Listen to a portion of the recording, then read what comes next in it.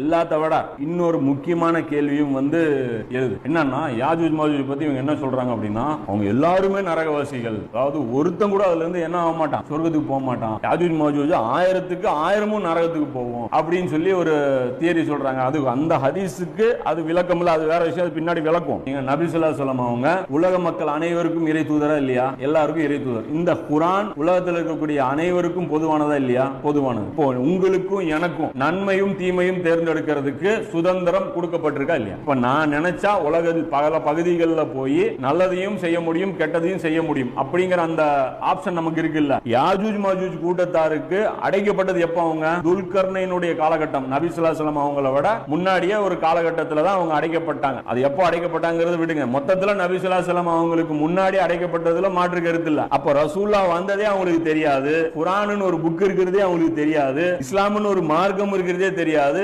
பின்னாடி எப்படி அவங்களுக்கு எல்லாம் நரகத்துல போடுவான்? ஒரு எக்ஸாமே இல்லாம இன்னைக்கு பூமியில அவங்க வாழ்ந்துட்டு இருக்காங்க. ஆனா அவங்களுக்கு இப்படி ஒரு எக்ஸாமே கிடையாது. ஆனாலும் அவங்க நரகவாசி. அது எந்த அளவுக்கு நரகவாசி? நாம ஒருத்தர் நரகம்னா அவங்க 999, அவங்க 1000 பேர் நரகம் அப்படின்னா இது இறைவனுடைய ஏற்பாட்டுல சரியான ஏற்பாடு அது நம்ம எடுத்துக்க முடியுமா? இப்ப என்ன விஷயம்னா, ஒரு தவறான பொருள் கொடுக்க போய் எல்லாத்தையுமே ஏருக்கு மேல விளக்கம் சொல்லி குர்ஆனுடைய அடிப்படைக்கு மாற்றமா, நபி ஸல்லல்லாஹு அலைஹி வஸல்லம் ஹதீஸ்களுக்கு மாற்றமா, அல்லாஹ்வுடைய நியாயமான அந்த ஏற்பாட்டுக்கு மாற்றமாக கொண்டு போய் தவறுக்கு மேல தவறாக அந்த விளக்கங்களை அவங்க அடிக்கிட்டே போறாங்க.